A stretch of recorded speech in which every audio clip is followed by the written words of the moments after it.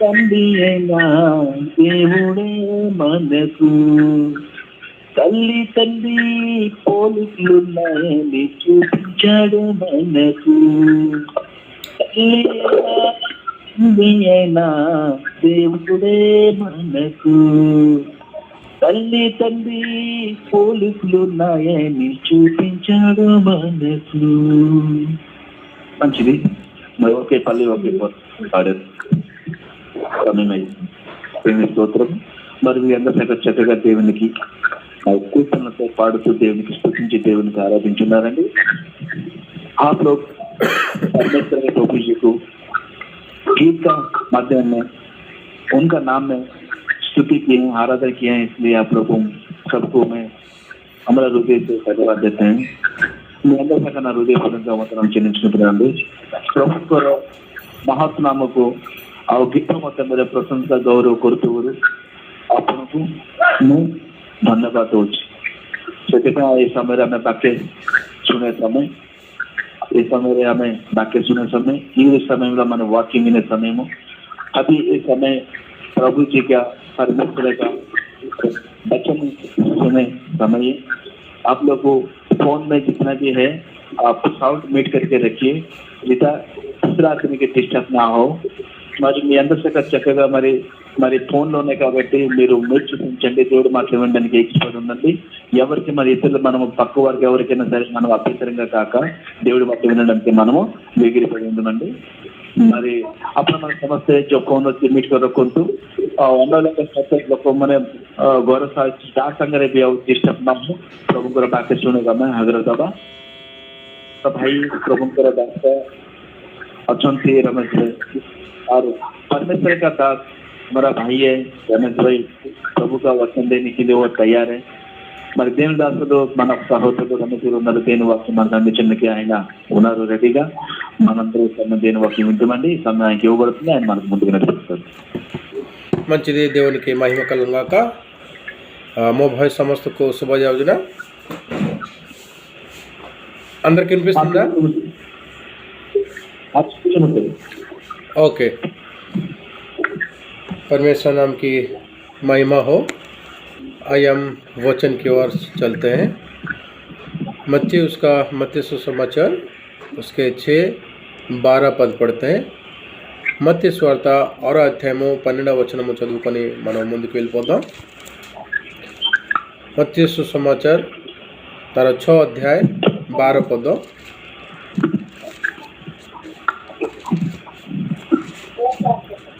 Okay. మా తప్పులను మేము క్షమించిన ప్రకారము మా రుణమును క్షమించము. मानस भाई पढ़ी दियो ठीक हिंदी रे पढ़ी दियो. हिंदी बाइबल अच्छे तो मानस भाई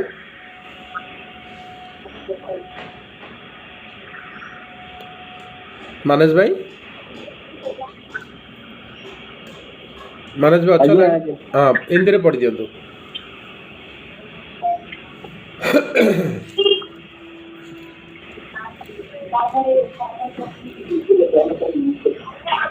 संध्या बहन आप लाइन में हो ना? हाँ जी लाइन पे हूँ. हाँ. मत्ती जिस प्रकार हमने अपने अपराधियों को क्षमा किया है, ऐसे ही तू भी हमारे अपराधी को क्षमा कर. धन्यवाद. आइए प्रार्थना करते हैं. प्रार्थना చేసుకుందాం.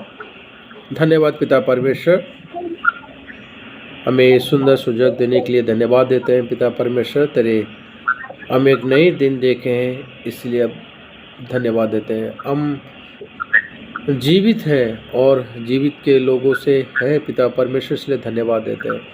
అయ్యా నీకు కృతజ్ఞతాస్తులు స్తోత్రం చెల్లిస్తున్నాం. మేము సజీవులకు ఉన్నామంటే అది నీ కృప, నీ దయా, నీ కనికరం. అందుకు నీకు కృతజ్ఞతాస్తులు స్తోత్రం చెల్లిస్తున్నాం తండ్రి. మమ్మల్ని అందరినీ నీ ఆదరణ ఉంచండి पिता परमेश्वर. जितने भी फ़ोन कॉन्फ्रेंस कॉल में जुड़ित हैं सबको तेरे अधीन में रखे पिता परमेश्वर. ये पिता परमेश्वर तू जो बोल रहा है उसे हम सुनकर उस प्रकार हमारे जीवन को बदल सके. तेरी इच्छा अनुसार हम जी सके पिता परमेश्वर तो मेरी सहायता कर తండ్రి నీకు కృతజ్ఞతాస్తులు స్తోత్రం ఏ వాక్యము మేము నైనా మా కొరకు నీవు ఉంచున్నావు మాతో మాట్లాడబోచున్నావో వాటిని విని నైనా వినివారు మాత్రమే కాక తండ్రి చెప్పేవారు మాత్రమే కాక నాన్న విని ఆ ప్రకారం మేము మా బ్రతుకులు మార్చుకున్నటకు సహాయం అనుగ్రహించండి ఏ పితా परमेश्वर हम केवल सुनकर वैसे न रहे, हम वचन को सुनकर हमारे जीवन को परिवर्तन कर सके हमारी सहायता कर ప్రార్థన విన్నాము నీకు కృతజ్ఞతాస్తులు స్తోత్రం తెలుస్తూ తండ్రి ఈ ప్రార్థన ఇప్పుడు కుమారుడు మా రక్షకుడు ప్రభు అయిన యేసుక్రీస్తు పేరిట అడిగి వేడుకొంచున్నాము తండ్రి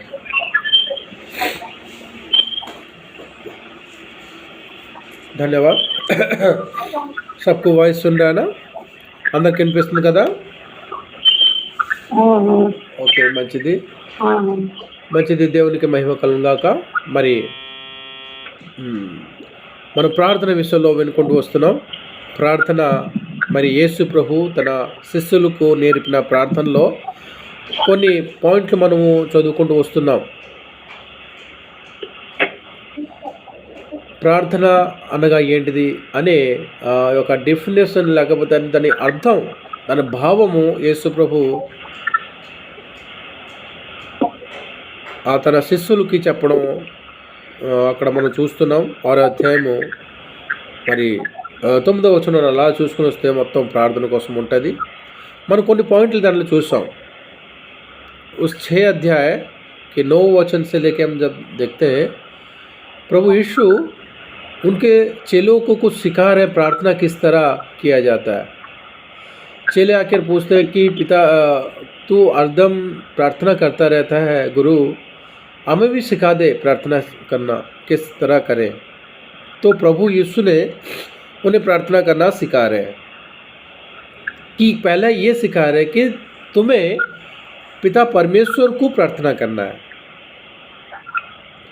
क्या सिखा रहे हैं पहला पॉइंट में वो सिखा रहे हैं कि तुम्हें परमेश्वर को मांगना है पिता परमेश्वर को तुम मांगना है जो भी तुम मांगना चाहते हो तो उसे परमेश्वर को मांगना है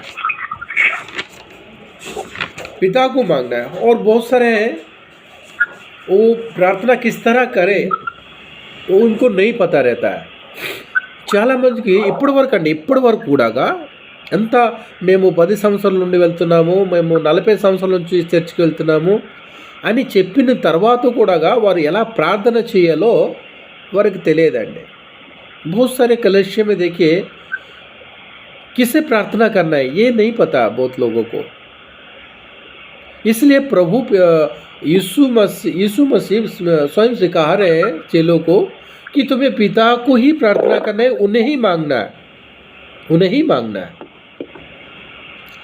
తండ్రి అయిన దేవునికి నువ్వు అడగవలను ఒకటి మనం నేర్చుకున్నాం पहला वो सीखे हम दूसरे में क्या सीखे ఆయన నామమును మనము ఘనపరిచేవారు ఉండాలి ఓకేనండి రిపీట్ చేస్తున్నాను మీరు జ్ఞాపకం చేసుకోవాలి మీకు నేను ఇవన్నీ అడిగినప్పుడు మళ్ళీ మీరు చెప్పాలా ఈ ప్రార్థన విషయంలో మనము 5 పాయింట్లు నేర్చుకున్నాం ఇప్పుడు 6వ పాయింట్లో ఉన్నాం అంతే కదండి 6వ పాయింట్లో ఉన్నాం కాబట్టి నేను ప్రతిది కూడా మీకు అడిగినప్పుడు మీరు చెప్పాలి हम जो सीख रहे हैं फिर बीच में मैं आपको पूछूंगा तब वो आपको बताना है कि आप क्या सीखें पहला प्रभु यीशु ने सिखा रहे हैं कि चेलों को कि पिता परमेश्वर को तुम्हें प्रार्थना करके जो भी मांगना है आप मांगिए जो भी तुम्हारा प्रॉब्लम पिता परमेश्वर को आप क्या किए आप बताइए दूसरा उनके नाम को हमें पवित्र करना है उनके नाम का मतलब क्या है उनके नाम से हम सब जुड़ित हैं पहले जिस तरह हम एक विजाति के रूप से हम बुलाते थे सब हमको विजातीय लोग से हम लोग जुड़ित थे अन्य జనులతో మనం ఉన్నప్పుడు మనకి దేవుడు ఆ చీకటి నుండి ఆ యొక్క ఆ లోకం నుండి చీకటి లోకం నుండి మనకి వేరు చేసి తన నామముతో మనకి అంటే అంటున్నాడు కాబట్టి ఆయన నామము ఏదైతే మనం క్రైస్తవులు అనే నామము మనం పిలువబడుతున్నామో ఆ నామానికి మనం ఎప్పుడు కూడా ఘనపరిచేవారుగా ఉండాలి. ఆ నామాన్ని మనం పవిత్రపరచుకుంటూ ఉండాలి. మిమ్మల్ని ఎవరినైనా దూషించారనుకోండి, అది ఎవరు దూషించినట్టుగా? క్రీస్తుని దూషించినట్టుగా. అర్థమవుతుందండి? ఆ నామము, క్రీస్తు నామము ద్వారా నువ్వు పిలువబడుతున్నావు. క్రైస్తవురాలువు లేదా క్రైస్తవుడు అని పిలువబడుతున్నావు కదా, ఆ క్రైస్తవ నామాన్ని నువ్వు ఘనపరచాలి. क्रिस्त नाम महिमपरचाली। उनके नाम को पवित्र करना, इसका मतलब ये तुम जो क्रिश्चियन बुलाता समाज में तुम्हारा एक नाम है क्रिश्चियन भाई और बहन, उस नाम को तुम्हें क्या करना है? अपना जीवन भर तक, जीवन अंत तक उस नाम को तुम्हें महिमा करना है, पवित्र करके रखना है। कोई भी तुम्हें गाली देता है, कोई भी तुम्हें दूषित करता है, तो यीशु के नाम को दूषित करता है। इसी तुम्हारे वजह से हमारे वजह से यीशु का नाम दूषित ना हो, ये जागना हमें, ये जानना है। ठीक है। और तीसरे हम क्या सीखे? उनका राज्य आए। उनका ऑलरेडी ये सब बहुत लोग है कि अभी भी प्रार्थना करते हैं, ये पिता परमेश्वर तेरे स्वर्गीय प्रार्थना करते रहे, राज्य आए ना। राज्य आ चुका है, अभी ये प्रार्थना नहीं करना है। ఆల్రెడీ उनके राज्य में हम सब है। ఆయన రాజ్యంలో మనం అందరం ఉన్నాము। యేసు క్రీస్తు రాజ్యం కట్టడానికి వచ్చాడు। రాజ్యం అనగా తన సంఘం, తన రాజ్యం కట్టి వెళ్ళిపోయాడు, తన సంఘం కట్టి వెళ్ళిపోయాడు। కాబట్టి మనం అందరం ఇప్పుడు ఆయన సంఘం, ఆయన కట్టిన రాజ్యంలో ఉన్నాం। ఇంకా రాజ్యము వచ్చునుగా కానీ ప్రార్థన చేయకండి। అది 3వ పాయింట్ నేర్చుకున్నాం। 4వ పాయింట్ ఏం నేర్చుకున్నాం ప్రార్థనలో? ఆయన చిత్తము परलोकमुंదు ఎలాగైతే నెరవేర్చబడుతుందో అలాగే భూమి మీద కూడా నెరవేర్చబడాలి। जिस तरह पिता परमेश्वर स्वर्ग में तेरी इच्छा पूरी होती है, ये धरती पे भी तेरी इच्छा पूरी हो। धरती मतलब पृथ्वी, मतलब कौन? इंसान, मतलब हर एक ओ मसीह जो परमेश्वर को जानता है। ये कहना कि पिता परमेश्वर तेरी इच्छा जैसे कि स्वर्ग में इच्छा तेरी हो रही है, वैसे ही मेरे जीवन में हो, ऐसा ही प्रार्थना करना है हर एक मसीह को, हर एक मसीह के भाई को, बहन को।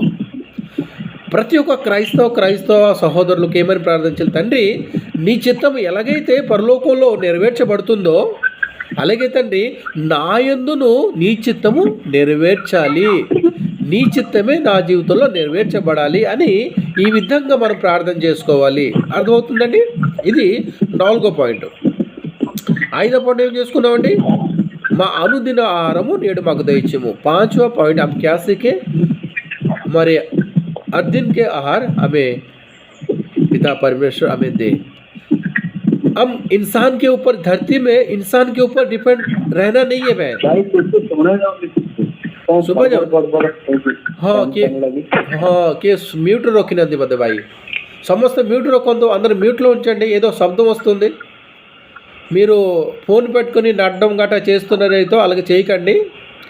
నడటము లేకపోతే ఏదో పనులు చేయడము ఫోన్లు పట్టుకొని అలా చేస్తే డిస్టర్బ్ అవుతుంది। కామ్గా అంటే మీరు వాక్యం వినేటప్పుడు ఎలాగ ఉండాలంటే నిశ్శబ్దంగా ఉండాలి, ఏ పని చేయకూడదు, ఏ పని కూడా చేయకూడదు।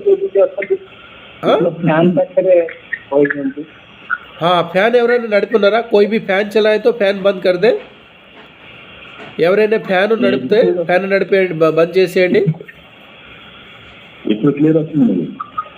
ओके, ठीक है।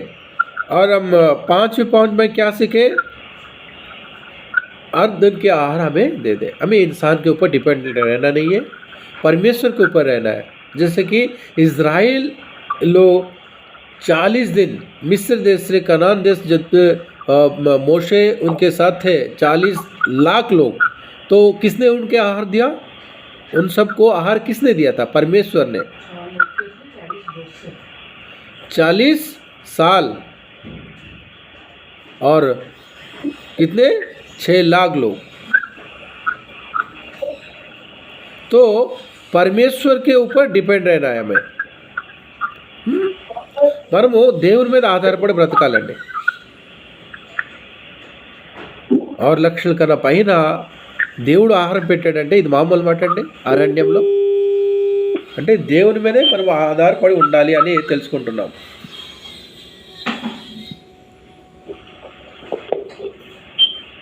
ఓకే.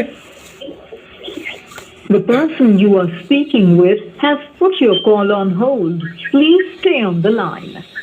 ଆପଣ ଯେଉଁ ବ୍ୟକ୍ତିଙ୍କ ସହ କଥା ହେଉଛନ୍ତି ସେ ବର୍ତ୍ତମାନ ଆପଣଙ୍କ କଲ୍କୁ ହୋଲ୍ଡରେ ରଖିଛନ୍ତି.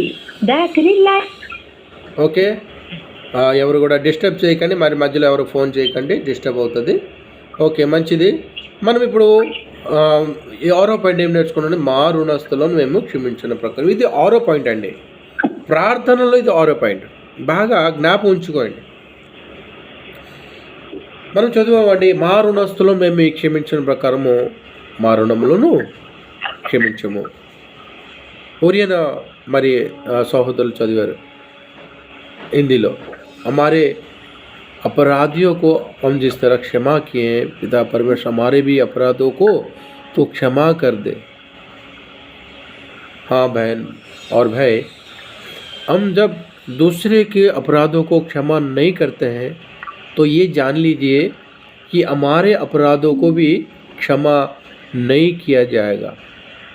पिता परमेश्वर नहीं क्षमा करेंगे, क्योंकि उनके किताब में ये लिखा है कि तुम एक दूसरों को क्षमा करो. वो चाहे तुम्हारा भाई हो सकता है, तुम्हारा बहन हो सकता है, या फिर तुम्हारा कोई दोस्त हो सकता है, कोई तुम्हारा कोई पड़ोसी हो सकता, कोई भी हो सकता है. तुम्हें उसे क्षमा कर देना चाहिए. अगर वो तुमसे कोई गलत किया है, ठीक है, भूल जाइए. अगर तुमसे कुछ मारा है या कुछ ऐसा किया है कि तुम ये सोच लिए कि मैं इसे जीवन भर तक मैं इसे क्षमा नहीं करूँगी, क्योंकि घोर अपराध किया है ये मेरे साथ, ये आप अगर ये सोच में हो, ठीक है. लेकिन परमेश्वर बोल रहे हैं,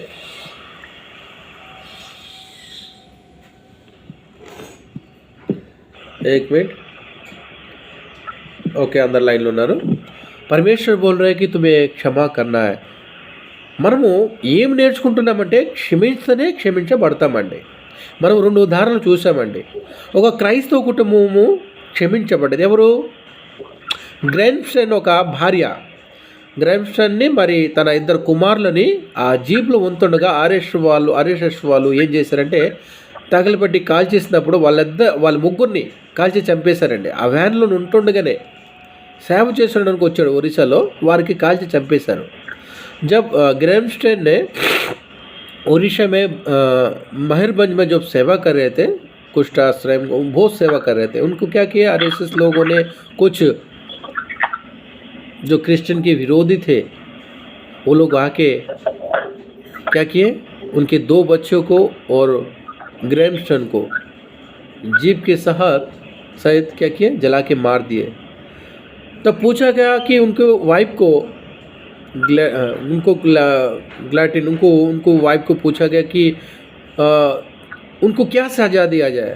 तो उनके वाइफ बोल रहे कि मेरे यीशु ने मुझे सिखाया कि तू क्षमा कर दे उनको, और मैं अपने मन से बोल रही हूँ कि उनको तो आप लोग क्षमा कर दीजिए. जो भी मेरे बच्चों को और मेरे पिता, मेरे स्वामी, मेरे पति को जिसने भी मारा है उन्हें क्षमा कर दीजिए.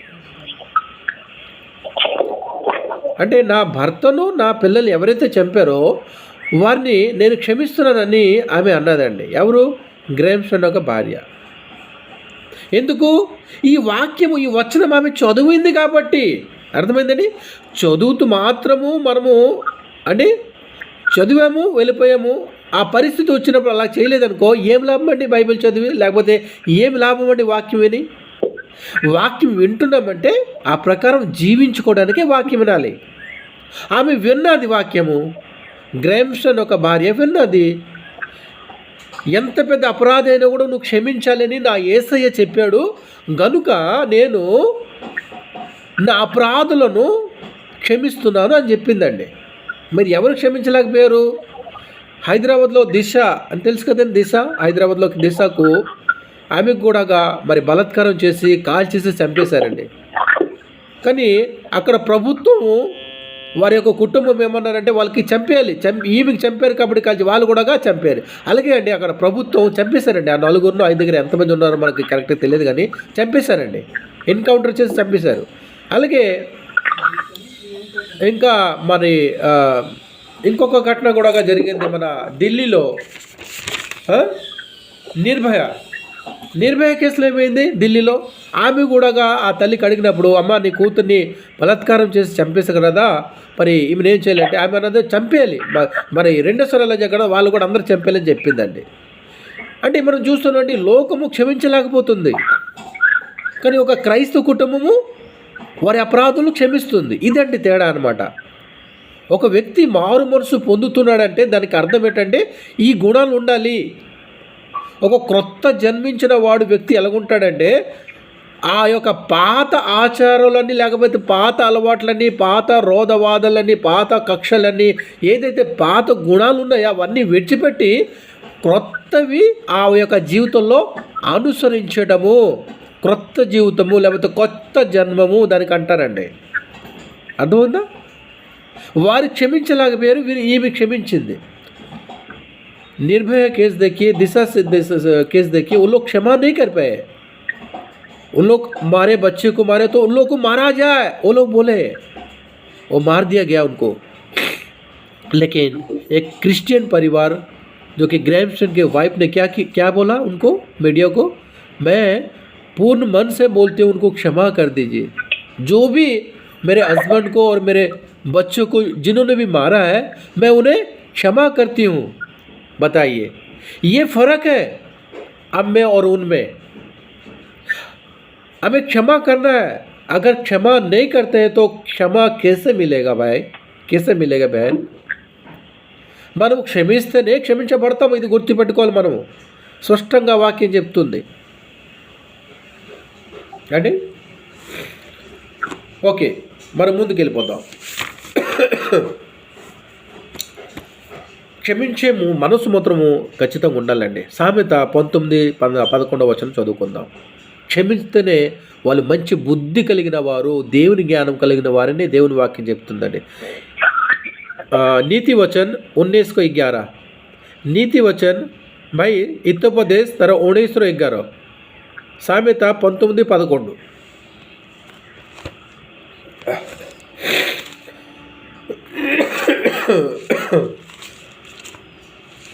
ఓకే, ఒకరిని సుబుద్ధి వానికి దీర్ఘశాంతము నిచ్చును, తప్పులు క్షమించుట వానికి ఈసనిచ్చును. हाँ जल्दी पढ़िए, कोई भी पढ़ सकते. नीति वचन तो उसके 19:11 पढ़िए.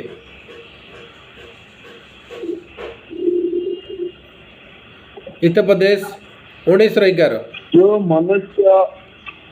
जो मनुष्य बुद्धि से चलता है वो विलंब से क्रोध करता है और अपराध को भूलना उसको शोभा देता है. हाँ, आंसर पढ़ जो मनुष्य बुद्धि से चलता है वो विलंब से क्रोध करता है और अपराध को भूलना उसको शोभा देता है. उसको शोभा देता है. ఒకని సుబుద్ధి వానికి దీర్ఘశాంతమునిచ్చును, తప్పులు క్షమించుట అట్టివానికి ఘనతనిచ్చును. అండి ఇది తప్పు చేశాడు కదా అంటే ఆయన తప్పును ఒప్పుకొని క్షమించమని అడిగిన తర్వాత కూడా క్షమించలేదనుకోండి, అది మంచిది కదండి. ఒకవేళ అతను ఆమె తప్పు చేసింది, నిన్ను క్షమాపణ అడుగుతుంది, అప్పుడు నువ్వేం చేయాలి? మంచి మనసుతో క్షమించేయాలి. క్షమిస్తేనే నువ్వు సుబుద్ధి గలవాడు అని దేవుని వాక్యం సెలవిస్తుంది. अगर हम क्षमा कोई भी आप गलत कर दिए, ठीक है, आपका गलती का एहसास हुआ है आपको, आप जाके बोल रहे हैं कि भाई या फिर हस्बैंड या फिर पत्नी या कोई भी हो सकता है, माँ पिता मुझे क्षमा कर दे, मुझसे गलती हो गई है, मैं और ये गलती नहीं करूँगी या नहीं करूँगा, तो सामने वाला कोई भी हो, माता पिता, हस्बैंड, भाई बहन, दोस्त, कोई भी हो, तो उसे क्या करना चाहिए? अगर उसमें सुबुद्धि है तो उसे क्या करना चाहिए? प्रभु के प्रेम उसमें है तो उसे क्या करना चाहिए? उसे क्षमा कर देना चाहिए, क्षमा कर देना चाहिए। तो परमेश्वर की इच्छा तब जाके उसके जीवन में हाँ सफल होगा। समझ रहे हैं? आपको समझ रहे हैं ना मेरे बात को? आप हमें क्षमा करना चाहिए। कोई भी आ रहा है, भाई ये मुझसे गलती हो गया, मैं और नहीं करूँगा या नहीं करूँगी, अगर बोलते हैं तो तुम्हें क्षमा कर देना चाहिए అండి। క్షమించుట అట్టి వానికి ఘనతనిచ్చును। ఘనత, నువ్వు క్షమిస్తే నీకు ఘనత వస్తుంది। క్షమించలేకపోతున్నావు అంటే దేవుని ప్రేమ, దేవుని చిత్తము నీలో లేదు అని నువ్వు తెలుసుకో। समझ रहे? हमें क्षमा करना है। सुबुद्धि, जिसके पास में अच्छी बुद्धि होती है ना, प्रभु की ज्ञान जिसमें होता है ना, वो क्षमा करते हैं, न कि मन में क्रोध रखते हैं, अपना मन को पवित्र रखते हैं। अगर क्षमा तू नहीं कर पा रहा है, आप लोग नहीं कर पा रहे हो, तो समझ लीजिए अभी भी आपके हृदय में कोई नहीं है। कौन नहीं है? प्रभु के वचन नहीं है। आप सुनते रहे हो लेकिन पालन नहीं कर रहे हो, तो उसको क्या मतलब है? क्या मतलब उसका? आप सुने हो, आप सुन रहे हो वचन को, लेकिन उसको पालन नहीं कर रहे हो, तो क्या फ़ायदा उस वचन को सुनने का? पालन करना है तुम्हें।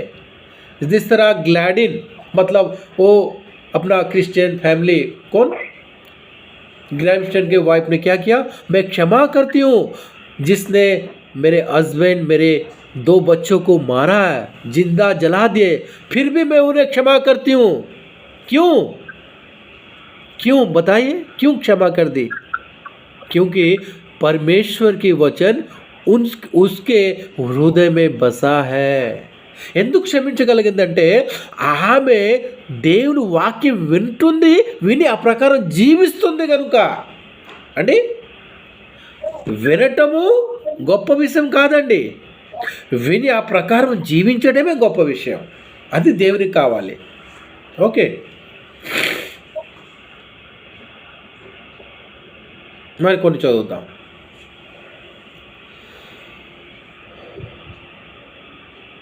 మత్తయి సువార్త 18వ అధ్యాయము 15వ వచనం నుండి చదవండి।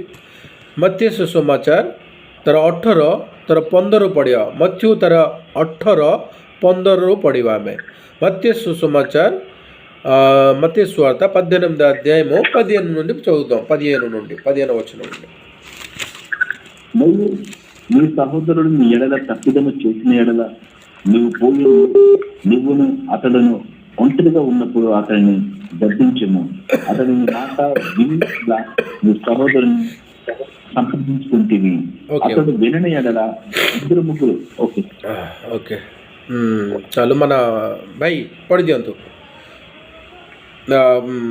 କହିଲେ ତାର यदि तेरा भाई तेरे विरुद्ध अपराध करे तो जाकर अकेले में बातचीत करके उसे समझा। यदि वह तेरी सुने तो तूने अपना भाई को पा लिया। మరియు నీ సహోదరుడు నీ ఎడల తప్పిదము చేసిన ఎడల నీవు పోయి నీవును అతడును ఒంటరిగా ఉన్నప్పుడు అతన్ని గద్దించుము। అతడు నీ మాట వినిన ఎడల నీ సహోదరుని సంపాదించుకుంటివి। అంటే ఇక్కడ మేము ఏం తెలుసుకుంటాను? यहाँ हम क्या सीख रहे हैं कि जितना हो सके तुमसे किसी से भी तुम विरोध में ना रहो। हर एक परमेश्वर के बच्चे हैं, इंसान, हर एक इंसान परमेश्वर, किसी से भी हमें विरोध नहीं रहना चाहिए। अगर तुम्हारे कारण वो दुखित है या फिर उनके कारण तुम दुखित हो तो ठीक है, उसी समय तुम इसे भूल जाना है, अपने भाई के पास में जाना है, भाई मुझे क्षमा कर दे, मुझसे गलती हो गया, मुझे माफ़ कर दे। ये कह के तुम्हें उससे माफ़ी मांग कर उस वजह से तुम क्या कर रहे हो, अपने खोए हुए भाई को फिर से वापस वो तुम्हें मिल जाएगा। समझ रही हो बात को? అంటే తప్పుపోయిన ఒక సహోదరుడు మళ్ళీ నువ్వు సంపాదించగలవు. ఆయన మాట బాగోలేదు కదా, ఆయన తీరం బాగోలేదు కదా, నేను ఆయనతో మాట్లాడను, ఆయన లెక్క వేరే నేను లెక్క అని మన మనసులో ఉంచకూడదండి. ఆయన ఎలాంటి వాడైనా అది దేవునికి లెక్క అప్పగించుకుంటాడు అతడు. నీవు మాత్రం నీ సహోదరుడితో ప్రేమగానే ఉండాలి, సమాధానంగానే ఉండాలి. అతను ఎవరైనా కూడా అండి, ఏ మతానికి సంబంధించిన వాడైనా కూడా అండి, నువ్వు ప్రేమగానే సమాధానంగానే వాళ్ళతో ఉండాలి. ఇంత నాకు అనవసరము అని అనుకున్నావండి, దేవుడి మాటలు అతను చెప్పగలవా? నీకు సత్యం తెలుసు, అతనికి సత్యం తెలియదు. దేవుని వాక్యం నీకు సరిగ్గా తెలుసు, సరిగ్గా నీకు అర్థమైంది దేవుని వాక్యం, అతనికి అర్థం కాలేదు అండి. అతనికి నాకు పడదు అని నువ్వు అతని దగ్గరికి వెళ్ళకపోతే అంటే నువ్వు సహోదరుడికి మళ్ళీ సంపాదించగలవా? సంపాదించలేవు కదా. నీ వాక్యం చెప్పి ఆయనకి మళ్ళా దేవుని వైపు నడిపించగలవా? ఒకవేళ ఆయన పట్ల నీకు ఏదో అంటే క్రోధం ఉంటే. కాబట్టి మనం ఎంతవరకైనా కూడా సమాధానంగా ఉండాలి. ముందు చదవండి ధర్మరాజు భాయ్, ముందు చదవండి, అలా ముందు చదువుకొని పోయండి. ఓకే. అతడు విని ఎడల ఇద్దరు ముగ్గురు సాక్షుల నోట ప్రతి మాట స్థిరపరచబడుచున్నట్లు నీవు ఒకనిద్దరిని వెంట పెట్టుకొని అతని ఎత్తుకు పొమ్ము. అతడు మాటయు విని ఎడల ఆ సంగతి సంఘానికి తెలియజెప్పుము. ఓకే ఓకే బ్రదర్, 21 పని చేయండి, లాస్ట్ చదివండి, అంత సమయం మనకు దొరకదు. ఒక పని చేయండి, 22, 23 చదివేయండి లాస్ట్కి. 22 उसके 23 పడతాయి. అందుకు యేసు అతనితో ఎట్లనను 7 మార్లు మట్టుకే కాదు 77 మార్లు మట్టుకని నీతో చెప్తున్నాను. కావున పరలోక రాజ్యం తన దాసుడి యొక్క లెక్క చూసుకొని ఒక రాజును పోలి ఉన్నది. ఓకే పడియే భాई, పడంతు 22 పడంతు, 18-22 ପଢ଼ନ୍ତୁ।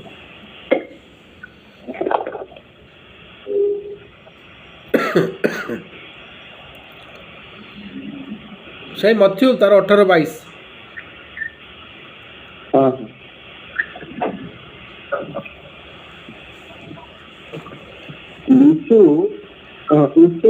यीशु ने उससे कहा, मैं तुझसे यह नहीं करता कि 7 बार वरना 7 बार के 70 गुण तक।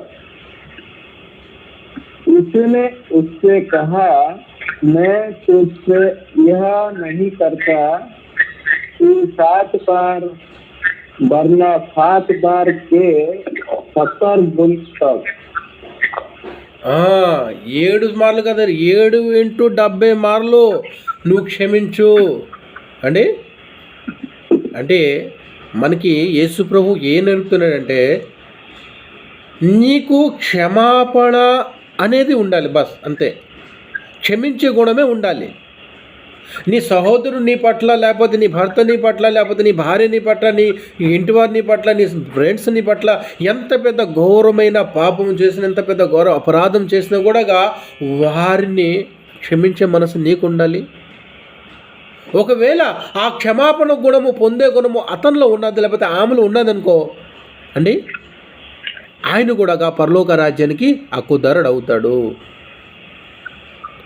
అండి. అర్థమవుతుందా? కావున పరలోక రాజ్యము తన దాసుని యొక్క లెక్క చూచుకొని కోరిన ఒక రాజును పోలి ఉన్నది. లెక్క చూచుకో, ప్రతి ఒక్కరికి లెక్క ఉంటుందండి, ప్రతి ఒక్కరికి లెక్క. నీకు ఇచ్చిన ఆజ్ఞలలో నీకు ఒక లెక్క ఉంటుంది, దేవుడు ఆ లెక్కను చూస్తాడు. तुम्हें परमेश्वर जो तुम्हें इस जीवन दिया है, इस जीवन को और एक हिसाब उनके पास में, तुम वो जो जीवन तुम्हें दिया है परमेश्वर ने, उस जीवन को तुम किस तरह अपना जीवन तुम बिताते हो, अपना जीवन कैसे बिता, उसका सारा हिसाब तुम्हें देना है परमेश्वर को, सारा हिसाब देना है कि पिता परमेश्वर मैंने आज के दिन किस तरह मैंने గటాయా, ఈరోజు నేను అలాగ నడిపాను, ఈరోజు నేను అలాగా నేను నడుచుకున్నాను అని ఆ యొక్క దిన లెక్క నువ్వు దేనికి అప్పగించాలి? దేవునికి. అర్థమైందండి? ఏ రోజు ఆ రోజు వెళ్ళిపోయి నువ్వు అనుకుంటావు, ఏ రోజు దాని అది అయిపోయింది కదా, క్షమించలేదు, ఆయన వెళ్ళిపోయాడు అని అనుకుంటావు. కానీ ఆ రోజు లెక్కింపబడుతుంది, దేవుని యొద్ద ఉంది.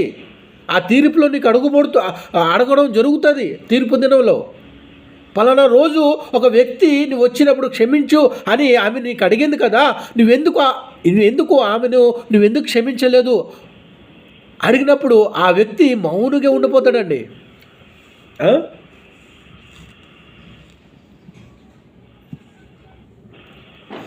ఆ వ్యక్తి మౌనే ఉండిపోతాడు, మాట్లాడడానికి ఇంకా వీల్లేదు అతనికి. ఎందుకంటే దేవుడు ముందుగా చెప్పాడు, క్షమించు అని చెప్పాడండి. అవ్వచ్చు నీ భార్య నీ ఎడల తప్పు చేసింది, అవ్వచ్చు నీ భర్త నీ ఎడల తప్పు చేశాడు, అవ్వచ్చు నీ తల్లి నీ కుమారుడు నీ పట్ల తప్పు చేశాడు, అతను వచ్చాడు నీ దగ్గరికి క్షమాపణ కోరుతున్నాడు. క్షమించేయాలి. క్షమించలేదండి ఆ లెక్క నువ్వు అప్పగించాలి దేవునికి, ఆ రాజుకి. సమझने క్షమా నహీ కర్ దియా అప్నా నీ అధికారం లేకపోతే నీ అహంకారం నీకు అడ్డొస్తుంది. నీ అహంకారం నిన్ను రక్షించునా అండి? నీ పవర్ నీకు అధికారము, నీ డబ్బు నీకు అధికారం, కానీ ఏదైనా కూడా దేవుని శిక్షకు అండి నీ డబ్బు, నీ ధనము, నీ పవరు, నీ బలము అడ్డుగా వస్తాయండి? కాదు కదా. కాబట్టి ఇప్పుడే ఆ సరైన సమయము.